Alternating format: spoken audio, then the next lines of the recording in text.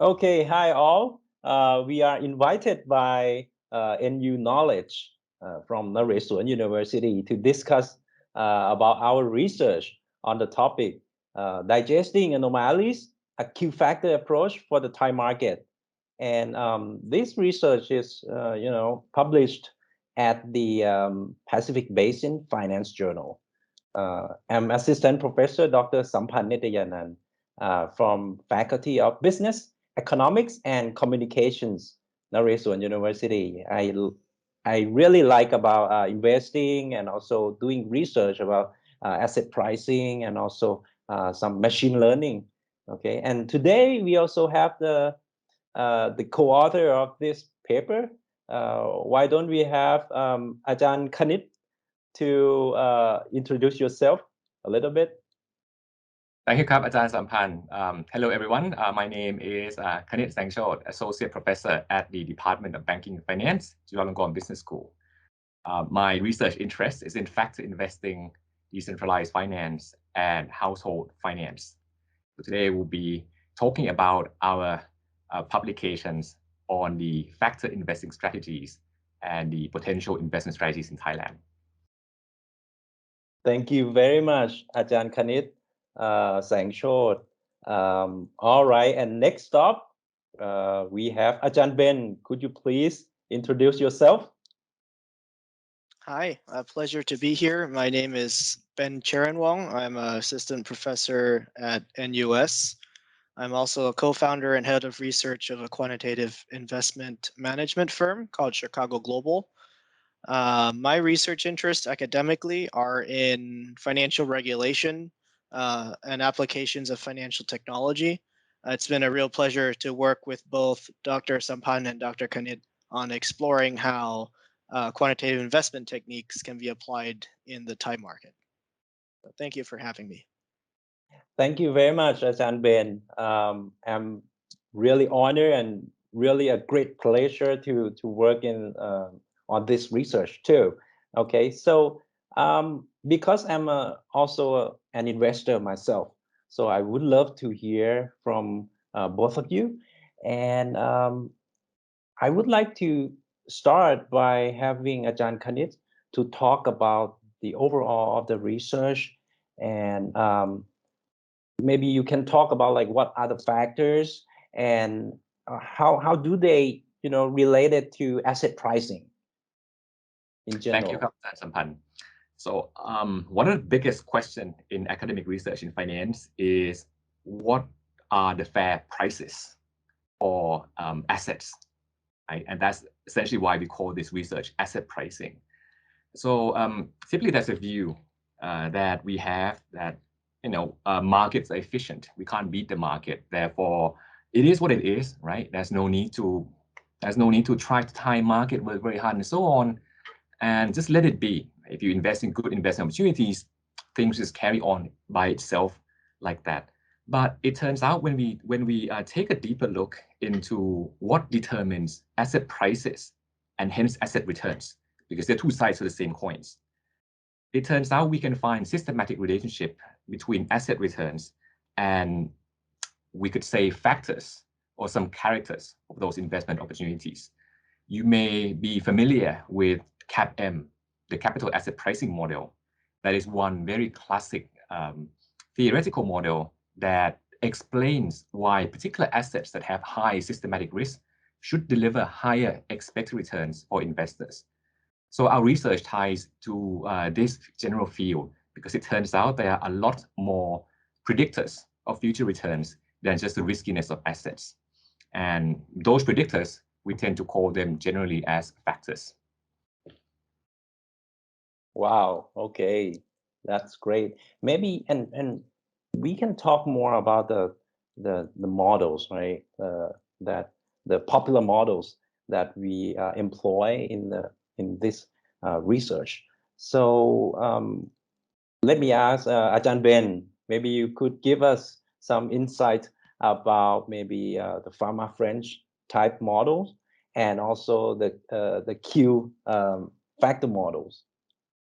Yeah, so following on what Dr. Knit was mentioning, this idea of price efficiency that came out in the early 1950s or so, right, would lead people to believe that returns are not predictable.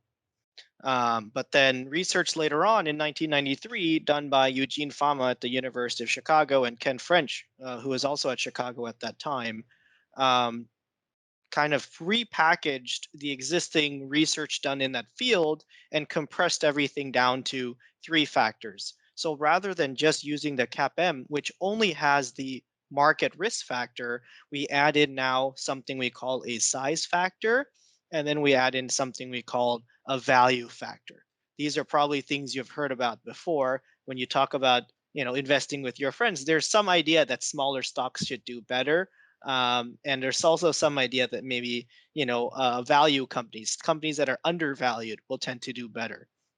Okay, so the quantification and application of this Fama-French 3-factor was just a formalization, putting together the data and systematic evidence to actually look at that through multiple markets and across multiple spans of time. And we have now the results that we know to be the Fama-French model, which is kind of the gold standard of asset pricing. Now, the difficult thing is we don't know why they work. Okay, they work in the market and you can make $1 billion doing it, but we don't really have a clear theory for why that works. So there's a lot of frustration since the early 1990s trying to explain what exactly is the value factor and what exactly is the size factor. And more recently, looking at more recent data, asking the question again, is the size factor even there in the first place? Right, so there is some discussion still of what those things are.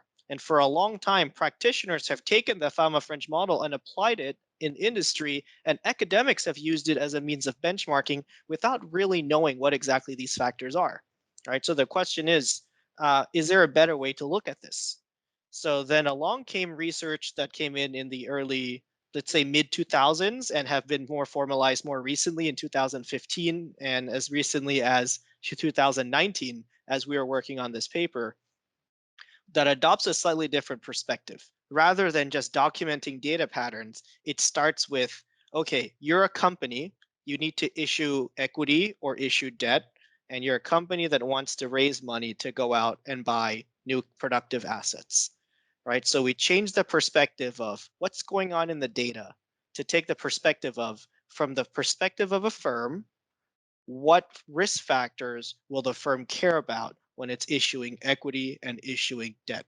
So this is what we call an investment-based asset pricing model. Okay, and this is based off of the work done by James Tobin in 1947. It took us 60 years just to figure it out, to deploy it in finance. James Tobin came up with something called the Q theory of investment, of how firms should behave. And so now we have the more cutting edge asset pricing framework is called the Q investment factor approach. Wow, it feels like I learned about the history of finance and also asset pricing. Thank you very much, Ajahn Ben. Oh, I love that. Let's move a little bit further to thinking about Thailand. So, Ajahn Pai, what are the price factors in Thailand? Could you tell us? And I would like to hear more about that for Thailand. Thank you, Ajahn Samphan. So, building on from what Ajahn Ben said earlier, that we started off with Fama-French 3 factors, and then we now arrive at the investment-based capital asset pricing model, Q factor. It turns out in the recent decades, academics have been trying to come up with frameworks to understand these empirical patterns that we see in the markets. From the Fama-French side, they incorporated emerging research that talk about the theoretical determinants of why some firms should do well. For example, some firms may underinvest compared to their peers. And if you think over-investing is a problematic sign of a firm, then firms that underinvest could be interpreted as firms that invest sufficiently just to grow, capital efficient firms. Firms that generate higher profit, right, maybe is a signal of their continued performance in the future. So Pharma French also expanded that framework into 5-factor model that included the investment factor or the low investment factor and the profitability factor measured as ROE as well. And in the backdrop, there's also another, one could say, anomaly, right? A pattern in the asset returns that seems to systematically do well, but couldn't be explained by these asset pricing models before. And that factor is the momentum factor, right? Prices of assets that have gone up in the past continue to go up in the future. So we now arrive at the point where the Pharma French factor has been expanded from the 3 factors that Ajahn Ben said earlier into a 6-factor model that includes those investment, profitability, and momentum. So in our research, we look at the 6-factor model from Pharma French side, and also the Q-factor model that Ajahn Ben said earlier, but that model only contains 4 factors, right? The factors are very similar, but there are also subtleties in how we craft them, in how we define them. So the results of our study, we show that these asset pricing factors, they do exist in Thailand, but not the whole range of all these factors do exist. For example, if we talk about the Pharma French 6-factor that has the market risk factor, right, the size factor, the value factor, investment factor, profit factor, and also momentum factor, the market factor exists in Thailand, but not the size factor.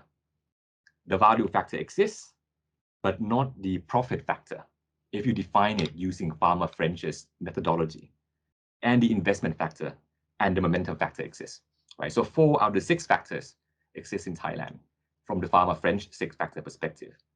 If we turn to the Q-factor framework that contains 4 factors, it also contains the market risk factor, just like the Pharma French model, because this essentially builds on the CAPM, which at this point in time, everybody in academia and practice kind of take it as the primitive, that this factor really matters, right, the market risk exposure. And then the next question is, how many additional factors we're going to build onto that we can justify? The Q factor contains the size factor as well, measured in a different way, also contains the investment factor, and also contains the profit factor. So from the Q factor framework, the market factor exists because it's the same factor as the Pharma French factors. The size factor also does not exist under the Q factor framework. The investment factor exists, and also the profit factor. Right? So the key difference between the two is that the measurements of profitability under the Q factor framework allows you to detect the differences in the firms that lead to better returns. If we compare this to US results, which we base our results on, one of the interesting thing to find is that a lot of our prior about what to expect from the factor results is built on a long history. And then US results typically start from 1963, right? Or for some go back all the way to 1945, essentially post Second World War. And this gives you a long time frame to basically detect any systematic patterns. And the statistics behind these evaluation criteria turns out it favors a long window, right? If you have a long time period, you are more likely to detect the systematic relationship via the statistical methods. So if we do the same kind of analysis in the US using the same time frame as Thailand, which we look at January 2000 to June 2019, covering 228 months exactly, turns out a lot of the asset pricing factors in US can't be detected. So that's one of the things that we found in the paper that we think is worth mentioning to everyone, that when we say these factors work or not, one of the things to also think about is which time frame are we measuring at? Okay, thank you very much, Ajahn Pai. So right now, investor, listen to this, can, try to explore about different factors that we study. You can look it up from the paper that we published too. Okay, so let's turn to Ajahn Ben about, like, we have many different trading strategies, right? And so how many of them that you can, be reduced to like a handful of like systematic things that investor can do? Maybe you can discuss about that. Yeah, thank you very much, Dr. Sampan, for that question. I think it's extremely important. Um, and I'm sure anyone who invests thinks that they have their own strategy, right? You might talk to a friend, they're going to read some technicals, they're going to read some news, right? You talk to any mutual fund manager, they will propose their own super duper special secret sauce, right? Of how they're going to perform well. They'll say a lot of keywords to try to market to you and then sell you the fund.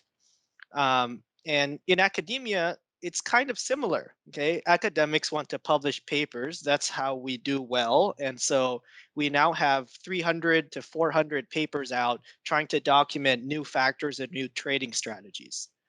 And then therein comes Fama French again. So actually, their 1993 paper already took the existing research and combined it and said, look, these 40 things that you've documented, it's really only 3, right? And these 40 things are just different combinations of the same 3 factors over and over again. So in that case, you shouldn't need to pay someone that much money to implement that for you, because they can just do it very simply following this very clear rules-based approach. That kind of trend has expanded. So as the number of research factors have exploded, and mutual fund managers have exploded also, right, to enter the market, academics continually do this compression exercise to ask how many of these factors actually are different, or how many of them actually work. And in almost all of the variance decomposition exercises that I've seen so far, it'll always end up saying something like 3 to 6 factors is driving the whole 3 to 400, the set of 3 to 400 strategies. So it's quite telling that, when we're looking out there in the market and there are all these mutual funds pitching their own different investment strategy, they're really the same combination of these 3 to 6 factors. And that's why the factor framework is so important, because we say, look, these are the things, the most important things, 3 to 6 things that drive the returns for almost any strategy you can come up with. Right. And the research has suggested when we look out there for practitioners, I'm sorry for the practitioners, but the results for practitioners' performance, we'll say, are no different than if you had just randomly just drawn, exposures and said, look, here's how we perform. And we'll say, look, when you compare the entire industry as a whole, you guys are not outperforming, and your performance can be explained by these 6 factors.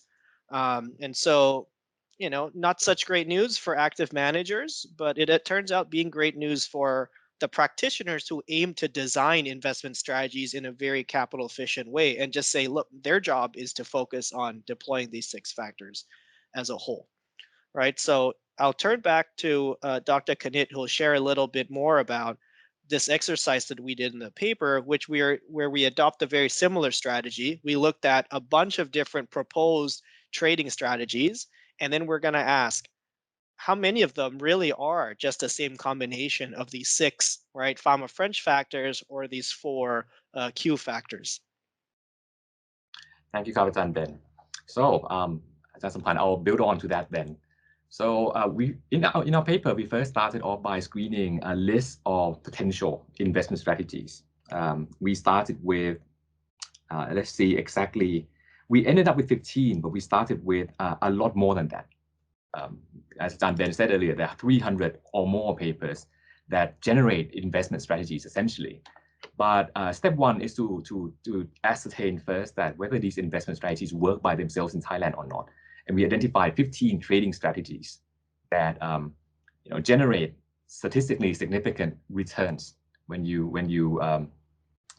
pick stocks based on those criteria. We have 4 based on momentum strategies. So momentum refers to stocks that do well, continue to do well, but there are several ways of screening stocks based on those signals, so to speak. Right? We have 4 strategies based on value versus growth stocks.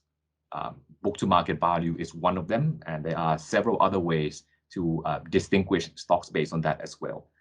3 based on investment strategies, whether you invest a lot or be very efficient with your investment. 3 based on profitability, and 1 based on frictions in the market, and so on. So we started with 15, and I'll talk about the US results in comparison as well. Of all these 15 that were statistically significant in Thailand, the same strategies, only 5 of them would work in US during the same sample period. So this again, right, highlights the practical considerations when you deploy all these investment strategies, that whatever you found that worked in the past, some may continue to work in the future, others may disappear, right? So this is why us as academics, our job is to understand why these factors work, because if we don't understand them, the reason we saw them could just be statistical mirage that existed because of some, luck, or it could be something that were driven by some particular frictions in the market, that once these frictions are eliminated, these strategies no longer are profit-generating strategies. But it turns out if you look at these trading strategies, a lot of them are representable by the factors. So what we could do is to try to decompose, right? That might be one way to say it, right? Try to decompose the returns that we get from these trading strategies and see if we could reproduce those returns by using a combination of stocks identified by our factor investing strategies. So based on these 15, not all of them would now be still profitable. Okay, once you start evaluating them against a benchmark that contains all these factor strategies inside. So I wouldn't go into exactly how many stocks or how many strategies that survive this test, but this is what we do as academics, right? Like Ajahn Ben said earlier, once you hold these strategies up to candle, maybe not all of them survive. Maybe only a core of 5-6 strategies are what you really need to work on. And if you want to fine-tune your portfolio to tilt your exposure toward particular types of factors, you could do so. But there's no need to reinvent the wheel, because a lot of these strategies are essentially combinations of existing building blocks, which we call the factors anyway. I'll leave you guys with maybe some hope that the 5 and 6 factors that we talk about could explain a lot of trading strategies, but not all. Right? There are some trading strategies out there that are outside the realms of these factor investment strategies.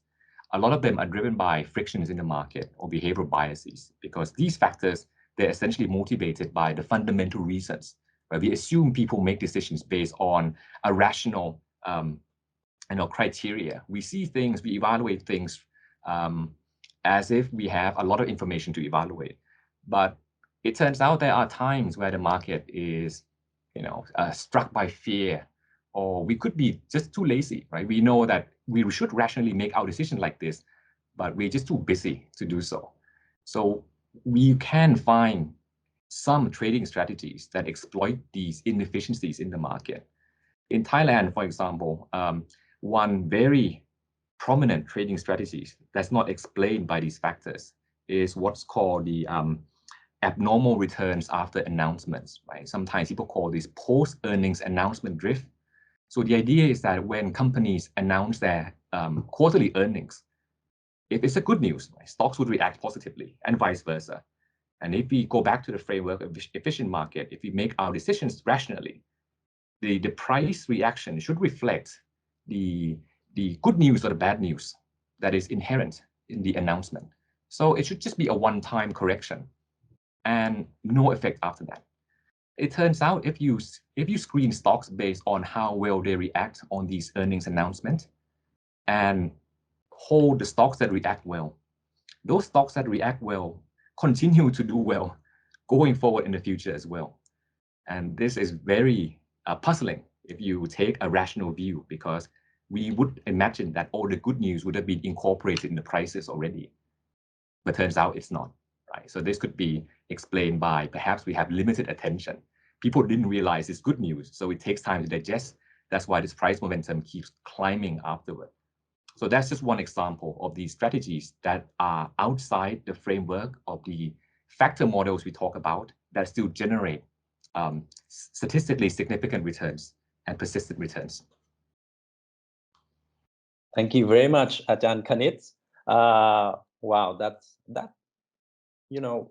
it's a very insightful from what I have listened to you guys.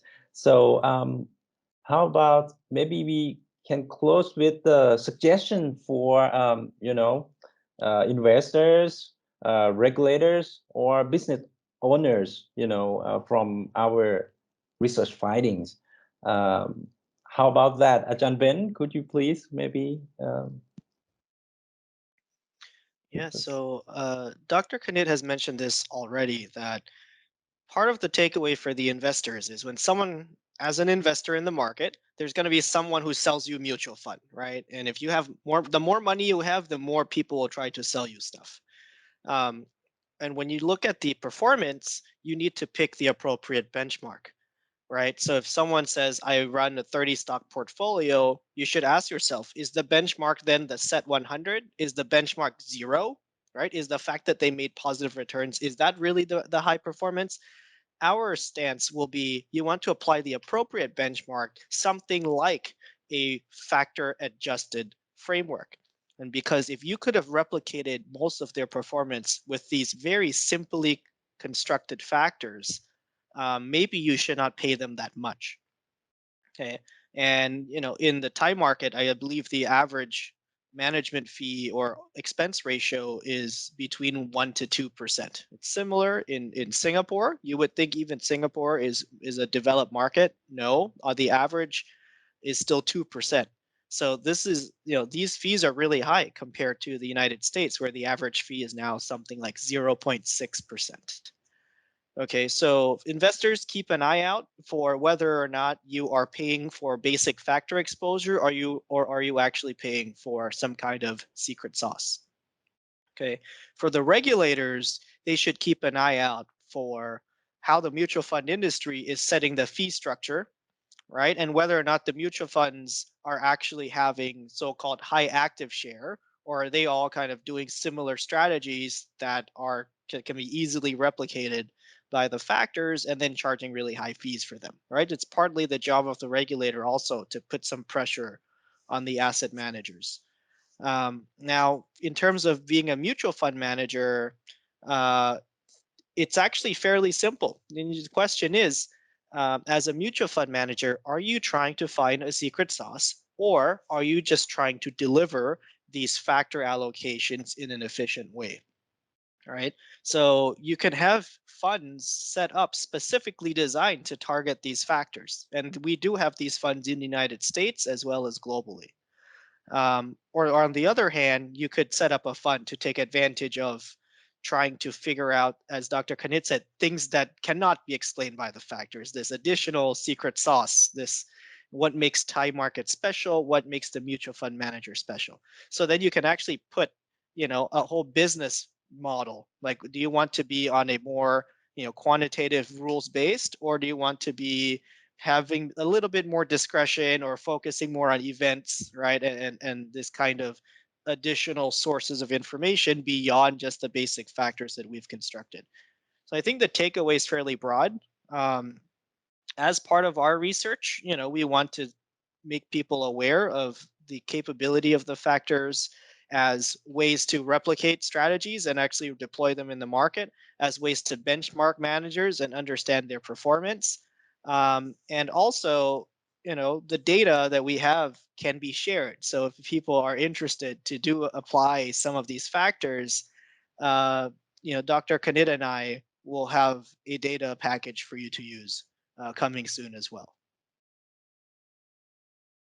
That is a great news for researcher in Thailand to see the database being developed. Okay, and all right, so thank you very much. Okay, Associate Professor Dr. Kanit Saeng Chot and also Assistant Professor Dr. Ben Charanwong for coming and discuss about our research today. It's my pleasure again to work with you guys. And also I hope for those who are listening to our discussion, you will learn more about investment. You will learn more about factor investing. You will learn more about the models that we can explain all the factors or anomalies. And don't forget to like and share our video. And also, I think we will leave the link to our research paper on the post. And thank you very much. Bye bye. Thank you for having us. Thank you สวัสดีครับ for having us สวัสดีครับ